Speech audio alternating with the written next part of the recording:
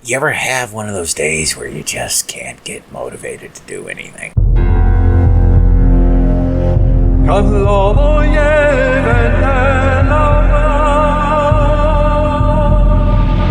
Gnosis is found wherever Sophia walks and is not dependent upon any school of thought. That's where the sexual energy is deposited within ourselves. That's where our vitality, our creative energy is there.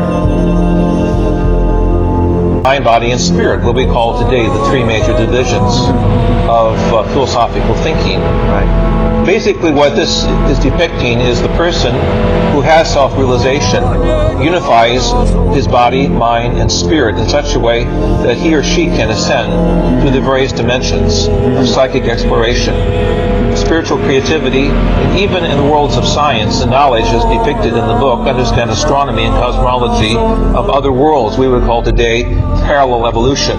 Right. You can be Christed if you find the feminine. If you do not find the feminine within you, you can be tormented by a judgmental God or a system of belief that suppresses the inner psyche. Greetings, fellow worker slaves, podcasting at 128 kilobits from the Fortress of Squalitude, not far from the Redneck Mecca. This is the Atheist in Trailer Park Podcast. I'm your host, Tucker. Professor Fuzznuts is in my lap, demanding attention. Ash, Buddha, and Lord Squeakington are in my room doing who knows what. Yes, it's a podcast hosted by a guy and these cats. Get over it. And this is an Acts of Andrew episode. As you can no doubt tell, it's a little shorter than usual. That's because this section, we wrapped up one of the books of Acts of Andrew, and rather than starting the next section, I'm going to save that recording because right now I don't know what my work schedule is going to be like, so I don't know when Skullbeard and I will be able to record. So that way, when it rolls around for the next Apocrypha episode, if we haven't recorded anything, you still have something as far as content goes. But this episode and that episode will both be a little shorter than usual because the amount of material we read was not that long. Now, here's the fun stuff that's been happening at work all this past week. Management, as in the assistant plant manager and right now really the only plant supervisor, because we're kind of short-handed in that department, have been a little micromanaging, I guess you would say, of our department, and couldn't really figure out why that is. They're just suddenly, oh, you got to do this way, and, stopping by and checking constantly on what we're doing. And then one day this week, they posted a formal announcement that the plant manager is retiring at the end of April.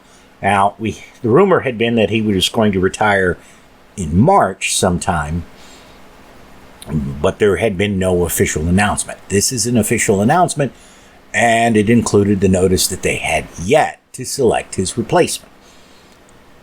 So, my guess is that one of two things are going on with the assistant plant manager and our supervisor. The assistant plant manager would love to have the job. Supposedly, though, he is not qualified for it because he does not have a college degree. I don't know if that's... I know he doesn't have a college degree, but I don't know if they would disqualify him for that, because some places say, well, you don't have a college degree, but you've got a lot of experience in the job, so we'll let you have it anyways. So I think what they're trying to do, well, one of the things that they might be trying to do is they might be trying to boost our efficiency and productivity to be able to say, see, it wasn't us that was causing the problem, it was the plant manager, and since he's basically turned everything over to us, with, since he announced that he was retiring, it's gotten a lot easier, or for us to get the numbers up and things like that.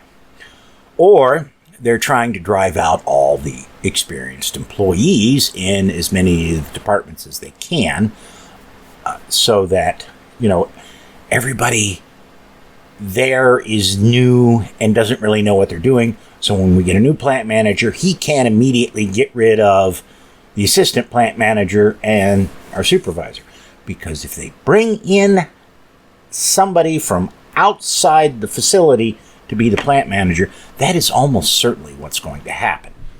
Not only because the assistant plant manager and the supervisor really should not be in that position, but also that tends to happen when you get a new plant manager. There's always changes into the management structure and reorganizations of management, because they like having their people in charge, not people who were loyal to somebody else, at least as far as my experience goes working with other companies. So we'll see what happens with that. I really do hope we get somebody from outside the company who is going to get rid of the assistant plant manager and our supervisor, because neither of them are, they're not professional in their jobs. Both of them are having extramarital affairs with plant employees.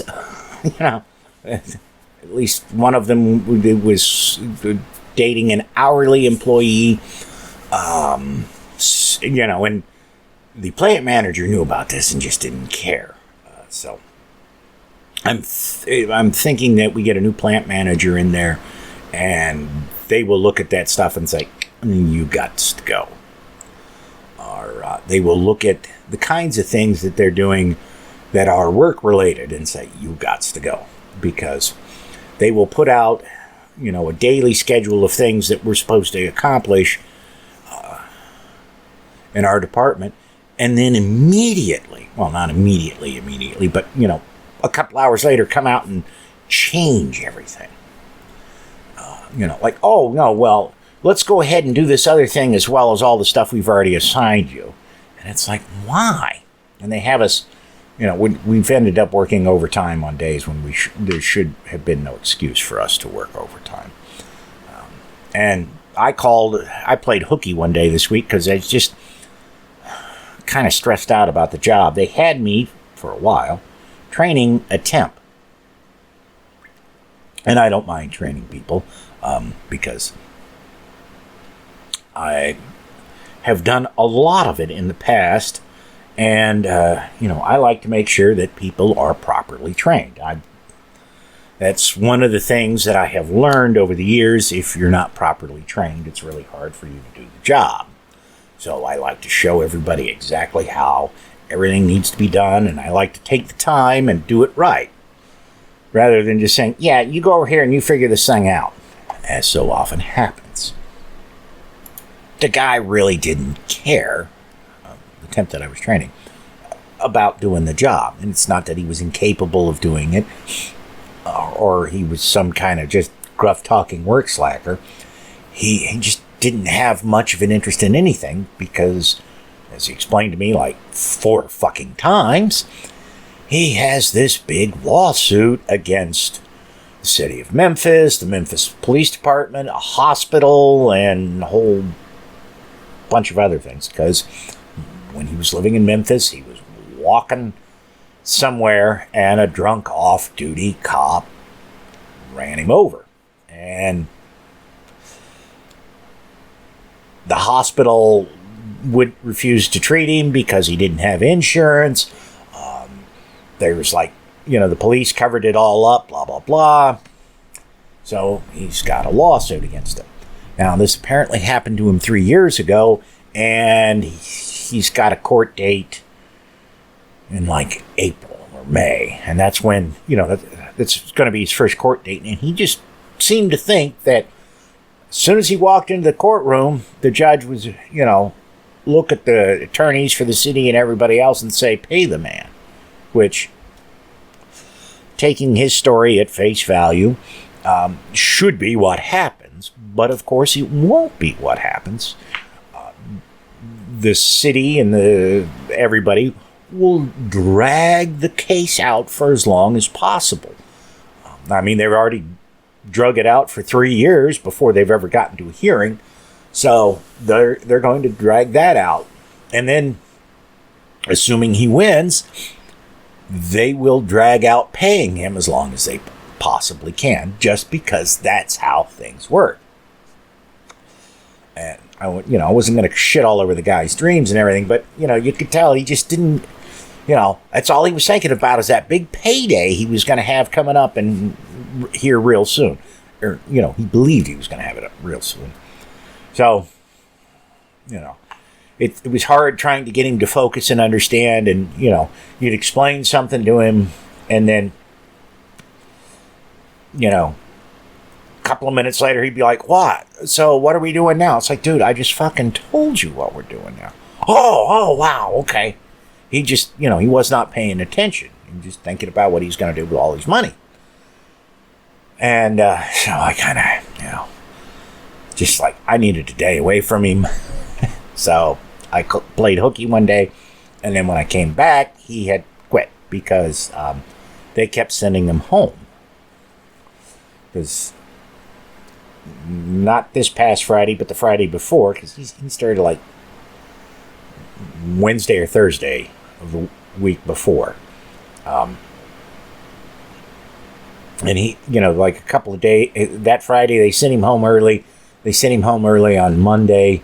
And I guess they sent him home almost as soon as he got there on Tuesday, and then, which is the day I called out. And they should have kept him there. And then on Wednesday, he didn't come in at all, so he's gone. Because he never came back after that. So that was a fun thing. And then we had, it was Thursday. We were doing chicken, which, the chicken's already processed because we only do boneless chicken. So we get these boxes, they weigh 40 pounds, and you open the bags up, and we have this, looks like it's a cement mixer. And we throw the chicken in there and then throw in seasoning, and then hit a button and it spins for a while, and then we dump the chicken out, put it in steamer trays on the racks, and cook it for however long. Well, so I'm there doing the chicken, and I open a box, and I'm like, this is bagged up differently than the other chicken. That's interesting. I open the bag, and I'm like, these are chicken wings. So, what's supposed to happen, but the last couple of times hasn't happened, is that when we get something in that is not what we sell, it's supposed to go to the employees. If those of you who were listening back when I started this job will remember, like a month or two after I started, we got we found a box of beef tenderloin, which we don't handle, so I ended up with like 30 pounds of beef tenderloin. But the past two times I found something. I found some baby back pork ribs, and then like 2 weeks ago, I found sliced brisket. We don't cook brisket that's been sliced. We cook it and then slice it. And with both the ribs and the brisket, I didn't get any of that. They came up with some bullshit excuse, which meant somebody in management wanted it. Well, so I find the box of chicken wings, and I'm like, this shit is fucking going home with me. There's no way I can take 40 pounds of it, because that's what it was. But I am not going to let all of it go to management. I'm getting me some. So I go to my lead, and I tell him, I say, hey, I found this box of chicken wings. And I said, can we have it? He's like, well, I'll have to go check. So a while later, he comes up, and he's got some bags, and he goes, "Start bagging it up." So I ended up, because there's 4 of us in the department counting the lead now on our shift, and I ended up with 10 pounds of chicken wings. So obviously I can't eat all of it by myself. I have done, and the great thing about getting the free chicken wings is I can experiment with them, it didn't cost me anything. And I like hot wings, but not so much that I want to eat 10 pounds of them. Even if I froze them, they would all probably go bad before I got around to making a bunch of hot wings. So I can experiment with them, and I don't have to worry about what it'll cost me. So, Fast Nuts, buddy, thank you. He'll be back in a minute. He's on the back of the chair, being sullen, looking at me. Yes. So anyways, we actually legitimately got a couple of cases of hot wings or chicken wings in one time, and the R&D guy cooked them for something, and I don't know what happened to the project, but I did notice what he used to season them with, which was what I was really curious about. And that was what's known as Montreal steak seasoning, which, if you're not familiar with it, has salt, black pepper, red pepper, garlic, onion, and a few other different things in it. And I have a bunch of it because I like, when I make hamburgers, to blend that in with the ground beef. The burgers are much better tasting that way. So I had that, and I was like, well, okay, I've got the chicken wings. So of course, I'll make some hot wings. And what else, and I've got the Montreal steak seasoning, so I'll try that since I have my own smoker. And then I was like, well, what else can I do with them? And most of them I froze, of course. But I did a batch, because each batch was about a pound or so. I did a batch in a plum barbecue sauce. Haven't tasted them yet. I'm just finished cooking them, and I've already eaten the ones with the Montreal rub and the hot wings ones. I didn't eat all of them. I didn't eat 2 pounds of chicken wings. I ate a couple from each to see how I liked them, because I made them both a little different than I made the hot wing versions a little different than I normally do. But that was my big high point of the week, because it was awesome to finally get something which, according to the company, I'm supposed to get every time it happens, and but because management's a bunch of dicks, I don't. I'm not sure what I'll do with all the others. I may, since I have the actual Colonel Sanders recipe. I don't know if I mentioned this before or not, but the actual Colonel Sanders recipe for KFC, which tastes a little better than what you get at the KFC now.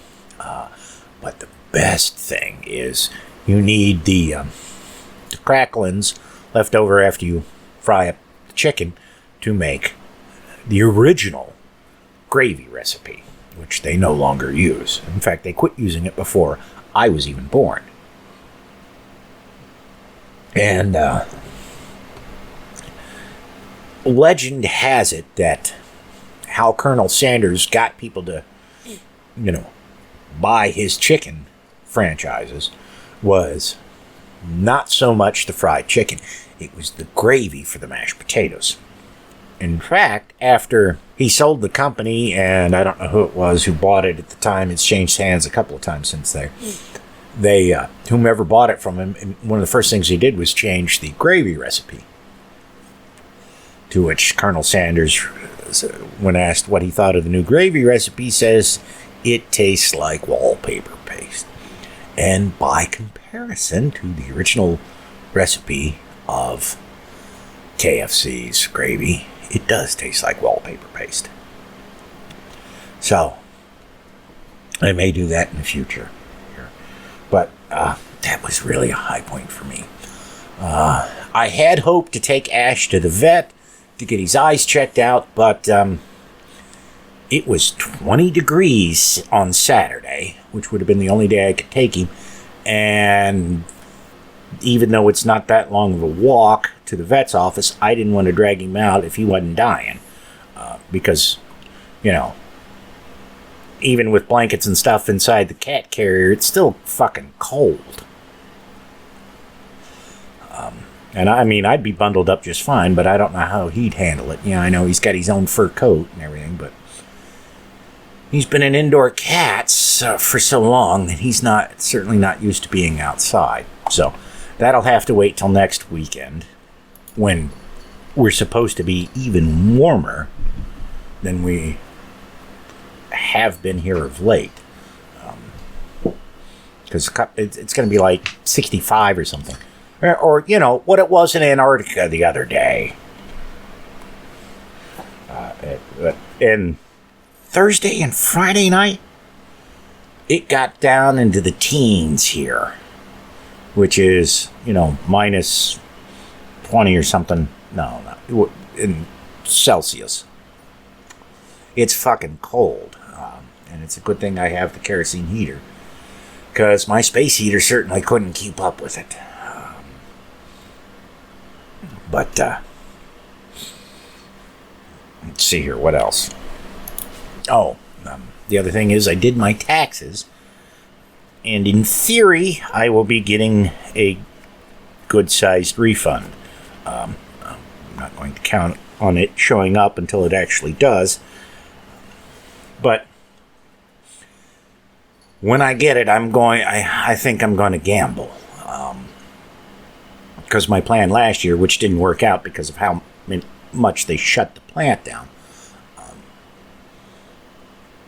My plan last year was I was going to save up like $2,000, you know, with the bulk of that being the tax refund, spend $1,000 on a used car and the other $1,000 on fixing up all the things which I know would need to be done to any used car, regardless of what you paid for it, unless it was, you know, a relatively new car like a 2016 or 2017 model. You know, changing the fluids, the battery, the belts, the hoses, stuff like that. This time, I think I'm just gonna, when the refund shows up, I'm just gonna go ahead and get a car I can find for $1,000, and then, you know, worry about doing the basic maintenance after that. You know, and not driving the car all that much until I get the basic maintenance done. That way, I have the car, and if they shut the plant down for a week every month, I can just go to a temp agency and get a job for a week, rather than dealing with, you know, slowly losing my money trying to compensate for, you know, being shut down. We'll have to see how it goes, of course. I don't know how that'll work. I need to talk to a buddy of mine who he works for somebody who they deal with car auctions. So he may be able to get them to buy a car for me at auction, which would be significantly cheaper. I don't know how it is in your neck of the woods. There are some dealerships around here who still do this, but a lot of them don't anymore. But they will put on the window of their used car saying, you know, $500 down or whatever. You know, they'll have a specified amount down. That's what they paid for the car at auction. So their logic is you pay them that amount of money, then if, you know, you total the car and don't have insurance right after you drive it off the lot, at least break even. So, and I mean, you'd be surprised at how cheap some of these things go at auction, where there's almost nothing wrong with them, or there is nothing wrong with them. So I'm going to talk to him here soon and see what he has to say, and if his boss will do that for me, because that'll be a huge help. Because if I could get, I mean, these auctions will have fairly, they'll have cars that were made in this century that sell for less than $1,000. Well, if all I've got's $1,000 and I end up paying $900 for, the car, then there's, obviously taxes, title, and all that. That'll probably suck up the rest of the $1,000. But I'll still have, it'll be easier for me to afford the things like changing the hoses and the fluids and all that. And fortunately, I am skilled enough that I can do all of that on my own, and I don't have to pay somebody for it. It's just when you get into the really complicated shit, like rebuilding transmissions or rebuilding an engine or something like that, that I cannot do it.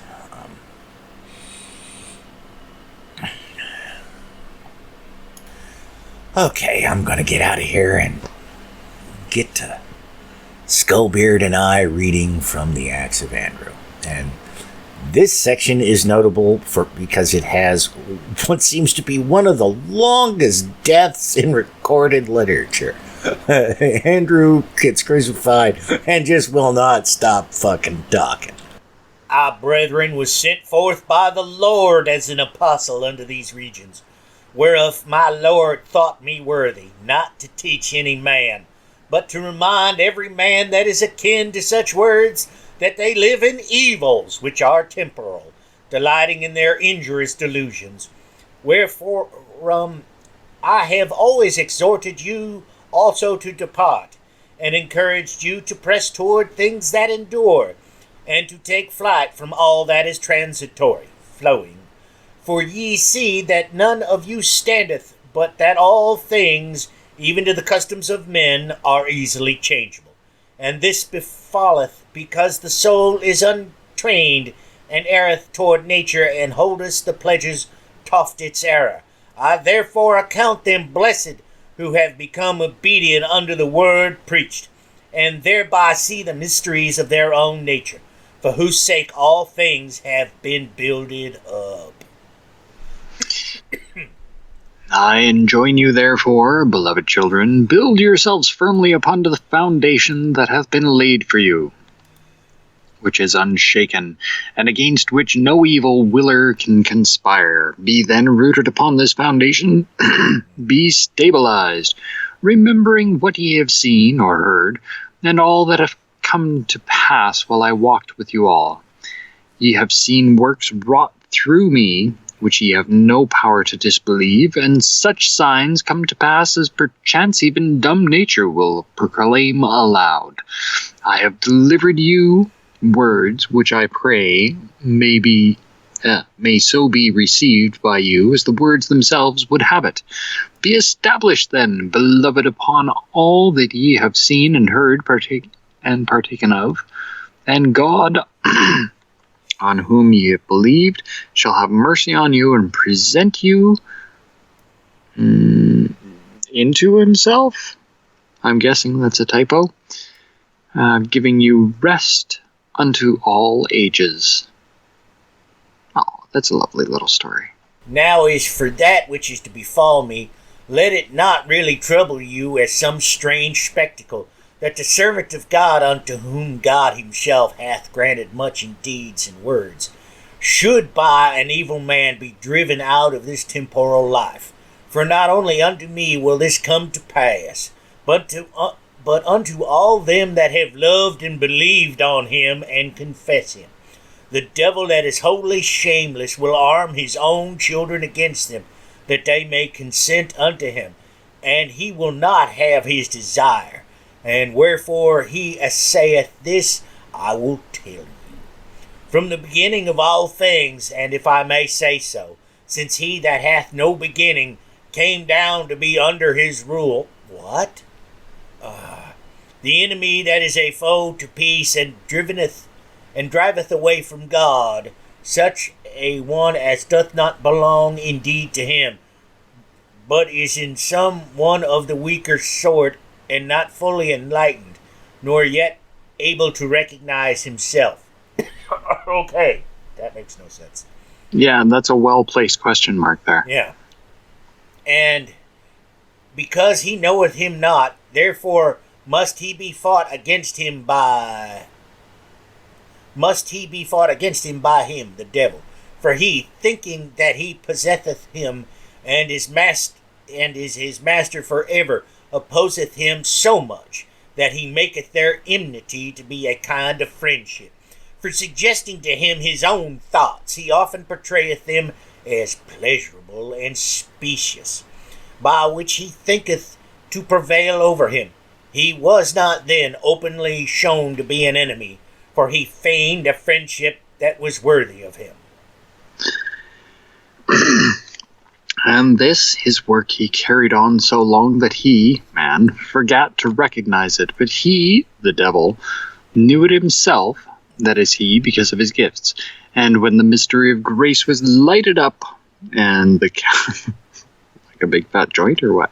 Yeah. And the counsel of rest manifested, and the light of the word shone, and the grace of them that were saved was proved, warring against many pleasures, he, seeing the enemy himself despised, and himself, through the goodness of him that had mercy on us, derided because of his own gifts, by which he had thought to triumph over man, he began to plot against us with hatred and enmity and assaults, and his hath he, I'm going to guess, determined not to cease from us till he thinketh to separate us from God. For before our enemy was without care and offered us a feigned friendship, which was worthy of him, and he was able not to fear that we deceiveth by him should depart from him. But when the light of dispensation was kindled, it made, I say, not stronger. For it exposed that part of his nature which was hidden, and which thought to escape notice, and made it confess what it is. Knowing, therefore, brethren, that which shall be, let us be vigilant, not discounted, not making a proud figure, not carrying upon our souls marks of him which are not our own, but wholly lifted upwards by the whole word. Let us all gladly await the end, and take our flight away from him, that he may be henceforth shown as he is, who our nature unto or against our ... Oh, okay. You want to think? The last bit is the martyrdom. Yeah, you want to leave off there, or you want to try to get through that now? Oh, think we can do that in 20 minutes? I don't know. We'll find out, I guess. All right. The martyrdom. The original text of this, as Flamian shows, has to be picked out of several Greek and Latin authorities. Bonnet prints the martyrdom in several forms. Acts of the Apostle, Apocrypha, chapter 2, verse 1, on pages 1 through 37. We have the Passion in 3 texts. The uppermost is the Latin letter of the presbyters and deacons of Achaia. This, as Bonnet has proved, is the original of the 2 Greek versions printed below it. The first editors of this letter thought it might be a genuine document, but it is really an artificial thing. So a forgery, a fake. The greater part of it consists of a dialogue between Andrew and Achaetes. The narrative of the actual Passion is rather brief.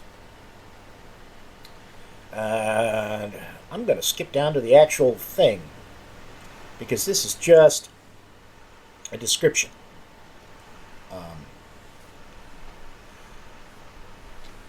And after he had thus discoursed throughout the night to the brethren, and prayed with them, and committed them unto the Lord, early in the morning, Achaetes, the proconsul, sent for the apostle Andrew out of the prison, and said to him, The end of thy judgment is at hand, thou stranger, enemy of this present life and foe of all mine house.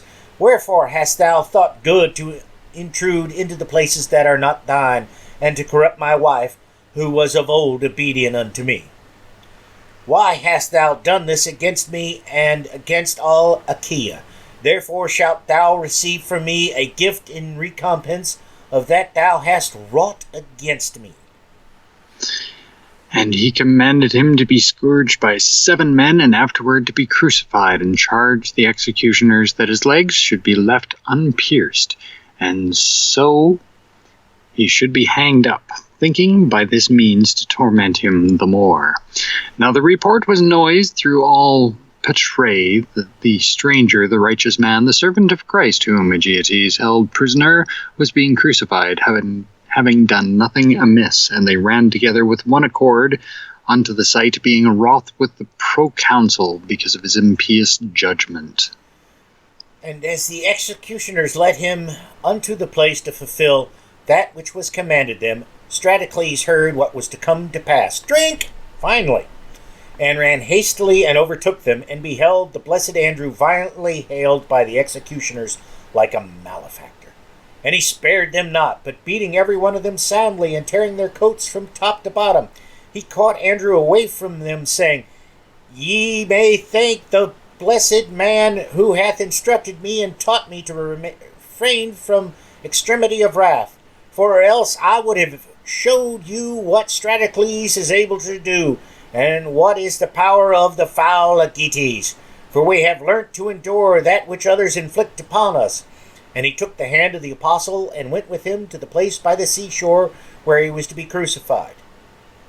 Wait, so you showed up, beat the shit out of the guys with the whips, so the executioners, and then rather than, taking Andrew, someplace safe, you take him to where he's got to get killed. Yep, it makes no sense. But the soldiers who had received him from the proconsul left him with Stratocles, and returned and told Aegeates, saying, As we went with Andrew, Stratocles prevented us, and rent our coats, and pulled him away from us, and took him with him. And lo, here we are, as thou seest. And Aegeates answered them, Put on other raiment, and go and fulfill that which I commanded you upon the condemned man. But be not seen of Stratocles, neither answer him again if he ask aught of you, for I know the rashness of his soul, what it is, and if he were provoked, he would not even spare me. And they did as Aegeates had said unto them. If dude's that badass, you probably don't want to fuck with him. Because even if you kill Andrew, dude's probably going to show up and kick your ass later on. That's what it sounds like. But as Stratocles went with the apostle unto the place appointed, Andrew perceived that he was wroth with Aegeates, and was reviling him in a low voice, and said unto him, My child Stratocles, I would have thee henceforth possess thy soul unmoved, and removed from thyself this temper, and neither be inwardly disposed thus towards the things that seem hard to thee, nor be inflamed outwardly. For it becometh the servant of Jesus to be worthy of Jesus. And another thing I will say unto thee, and to the brethren that walk with me, that the man that is against us, when he dareth aught against us, and findeth not one to consent unto him, is smitten and beaten and wholly deadened, because he hath not accomplished that which he undertook. Let us therefore, little children, have him away always before our eyes, lest if we fall asleep he slaughter us like an adversary. And as he spake this, and yet more unto Stratocles, and them that were with him, they came to the place where he was to be crucified, and seeing the cross set up at the edge of the sand by the seashore, he left them all, and went to the cross, and spake unto it, as unto a living creature, with a loud voice. Hail, O cross, ye be glad indeed. Yea, be glad indeed. Well know I that thou shalt henceforth be at rest, thou that hast for a long time been wearied, being set up and awaiting me. I come unto thee whom I know to belong to me. I come unto thee that hast yearned after me. I know thy mystery, for the which thou art set up, for thou art planted in the world to establish the things that are unstable, and the one part of thee stretcheth up toward heaven, that thou mayest signify the heavenly word, or the word that is above, the head of all things. And another part of thee is spread out to the right hand and the left, that it may put to flight the envious and adverse power of the evil one, and gather into one the things that are scattered abroad, or the world. And another part of thee is planted in the earth and securely set in the depth, that thou mayest join the things that are in the earth and that are under the earth unto the heavenly things, that thou mayest draw them up and be under the earth, and them that are held in the places beneath the earth, and join. O cross, O cross devivance, O cross device of the salvation of the Most High, O cross, trophy of the victory of Christ over the enemies, O cross planted upon the earth and having thy fruit in the heavens, O name of the cross filled with all things. Well done, O cross, that thou hast bound down the mobility of the world, or the circumference. Well done, O shape of understanding that hast shaped the shapeless earth. Well done, O unseen chastisement that sorely chastises the substance of the knowledge that hath many gods, and drivest out from among mankind him that devised it. Well done, thou that didst clothe thyself with the Lord, and didst bear the thief as a fruit, and didst call the apostle to repentance, and didst not refuse to accept us. But how long I delay speaking thus, and embrace not the cross, that by the cross I may be made alive, and by the cross win the common death of all, and depart out of life. Ugh. I'm guessing that's, come hither, ye ministers of joy unto me, ye servants of Aegeates, accomplish the desire of us both, and bind the lamb unto the wood of suffering. The man unto the Maker, the soul unto the Saviour. And the blessed Andrew, having thus spoken, standing upon the earth, looking earnestly upon the cross, and bade the brethren that the executioners should come and do that which was commanded them. And they stood, for they stood afar off. And they came and bound his hands and his feet, and nailed them not, for such a charge had they from Aegeates. For he wished to afflict him by hanging him up, and that in the night he might be devoured alive by dogs. That he might be wearied and out, and permit Maximilla to live with him. Weird. And they left him hanging, and departed from him. And when the multitudes that stood by of them that had been made disciples in Christ by him saw that they had done unto him none of the things accustomed with them that are crucified, they hoped to hear something again from him. For as he hung, he moved his head and smiled. And Stratocles asked him, saying, Wherefore smilest thou, servant of God? Thy laughter maketh us to mourn and weep, because we are bereaved of thee. And the blessed Andrew answered him, Shall I not laugh, my son Stratocles, at the vain assault of Aegeates, whereby he thinketh to punish us? We are strangers unto him and his conspiracies. He hath not to hear, for if he had, he would have heard that the man of Jesus cannot be punished, because he is henceforth known of him. And thereafter he spake unto them all in common, for the heathen also were come together, being wroth at the unjust judgment of Aegeates. Ye men that are here present, and women and children, old and young, bond and free, and all that will hear, take ye no heed of the vain deceit on this present life, but heed us rather who hang here for the Lord's sake, and are about to depart out of this body, and renounce all the lusts of the world, and condemn, spit upon, the worship of the abominable idiots, and run unto the true worshipping of our God that lieth not. Right. And make yourselves a temple pure and ready to receive the word. something about narrative, then becomes obviously late.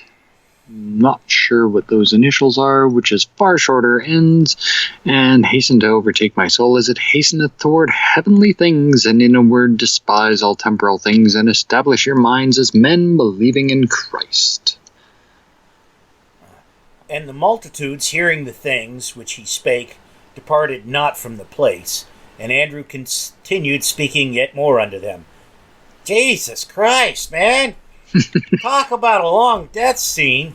Guy never shuts up. Yeah. For a day and a night.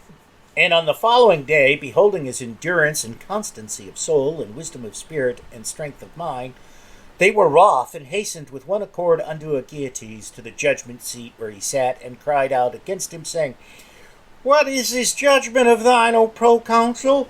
Thou hast ill judged, thou hast condemned unjustly, thy court is against law. What evil hath this man done? Wherein he hath offended. The city is troubled, thou injure us all, destroy not Caesar's city. But his salad, yeah, you can go ahead and wipe that out. Give us the righteous man, restore us the holy man, slay not a man dear to God, destroy not a man gentle and pious.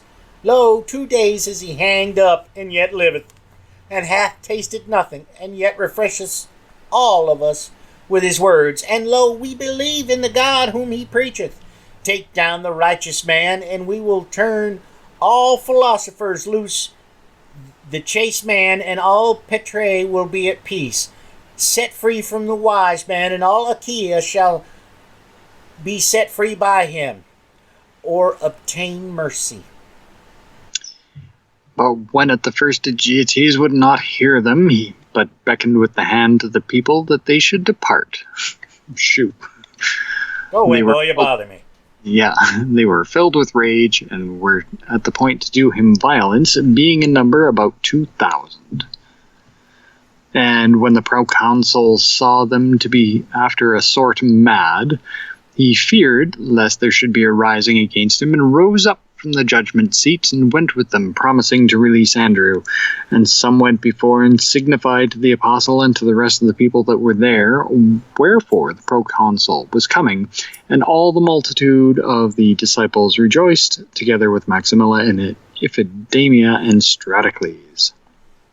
But when Andrew heard it, he began to say, Oh, the dullness and disobedience and simplicity of them whom I have taught. So he's just calling all his followers a bunch of dumb fucks.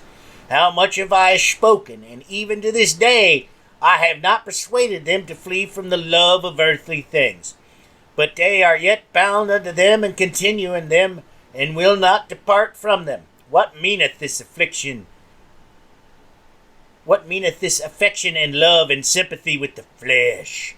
How long heed ye worldly and temporal things? How long understand ye not the things that be above us, and press not to overtake them? Leave me henceforth to be put to death in the manner which ye behold. Let no man by any means loose me from these bonds. For so is it appointed unto me to depart out of the body, and be present with the Lord, with whom I am also crucified. And this shall be accomplished. So he's a masochist. Okay. Uh-huh. And he turned unto Aegeates and said with a loud voice, Wherefore art thou come, Aegeates, that art an alien unto me? What wilt thou dare afresh, what contrive, or what fetch? Tell us that thou hast repented and art come to loose us. Nay, not if thou repentest. Indeed, Aegeates, will I now consent unto thee. Not if thou promise me all thy substance will I depart from myself. Not if thou say that thou art mine will I trust thee. And dost thou, proconsul, loose him that is bound, him that hath been set free, that hath been recognized by his kinsman, that hath obtained mercy, and is beloved of him? Dost thou loose him that is alien to thee, the stranger, that only appeareth to thee? I have one with whom I shall be forever, and with whom I shall converse for unnumbered ages. Unto him do I go, unto him do I hasten. Who made thee also known unto me, who said to me, Understand thou Aegeates, and as gifts, let not that fearful one affright thee, nor think that he holdeth thee who art mine. He is thine enemy, he is pestilence, a deceiver, a corrupter, a madman, a sorcerer, a cheat, a murderer, wrathful, without compassion. Depart therefore from me, thou worker of all iniquity. He is thine enemy, therefore I know thee through him that permitteth me to know. I depart from thee, for I, and they that are akin to me, hasten toward that which is ours, and leave thee to be what thou wast, and what thou knowest not thyself to be. And the proconsul hearing this stood speechless, and as it were beside himself. But as all the city made an uproar that he should loose Andrew, he drew near to the cross to loose him and take him down. But the blessed Andrew cried out with a loud voice, Suffer not, Lord, thine Andrew that hath been bound upon thy cross to be loosed again. Give not me that am upon thy mystery to the shameless devil, O Jesus Christ. Let not thine adversary loose him that is hung upon thy grace, O Father. Let not this mean little one humble any more him that hath known thy greatness. But do thou, Jesus Christ, whom I have seen, whom I hold, whom I love, in whom I am, and shall be, receive me in peace into thine everlasting tabernacles, that by my going out there may be an entering in unto thee of many that are akin to me, and that they may rest in thy majesty. And having said so, and yet more glorified the Lord, he gave up the ghost, while we all wept and lamented at our parting from him. Oh, I'm finding this rather humorous. Yeah. And after the decease of the blessed Andrew, Maximilla, together with Stratocles, caring not for them that stood by, drew near and herself loosed his body. And when it was evening, she paid it the accustomed care and buried it hard by the seashore. Yeah, phrasing. Mm-hmm. And she continued separate from Aegeates because of his brutal soul and his wicked manner of life, and she led a reverend and quiet life filled with the love of Christ among the brethren. Busy girl. Whom Aegeates solicited much and promised that she should have the rule over his affairs, but being unable to persuade her, he arose in the dead of night and unknown to them of his house cast himself down from a great height and perished.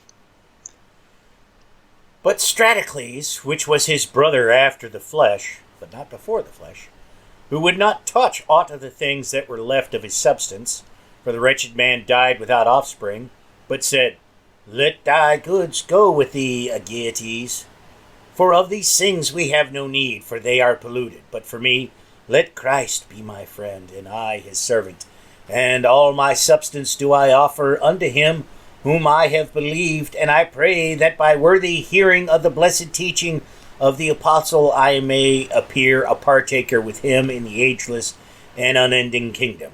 And so the uproar of the people ceased, and all were glad at the amazing and untimely and sudden fall of the impious and lawless Aegeates. Much of the last paragraph from narrative can be original. All the text ends with a statement that the apostle suffered on the 30th of November. Huh. Well, thank fucking Christ that's over. Yeah. Jesus. Yeah, that's that was something. Yeah. Yeah. That was brutal. Yeah. That's it for this episode of The Atheist in the Trailer Park Podcast. You can subscribe to the show on iTunes, Stitcher, as well as just about anywhere else podcasts can be found. Many of the episodes are also on YouTube. Follow the show on Twitter. @TParkAtheist is the show's Twitter handle. It's on Facebook at facebook.com/trailerparkatheist.com. If you happen to like the podcast, please rate it on iTunes. If you'd like to support the podcast, there's a donate button on the show notes page. You can support it via Patreon at patreon.com/TN Tucker.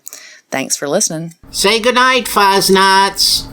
All I know is this violates every canon of respectable broadcasting. Damned cat.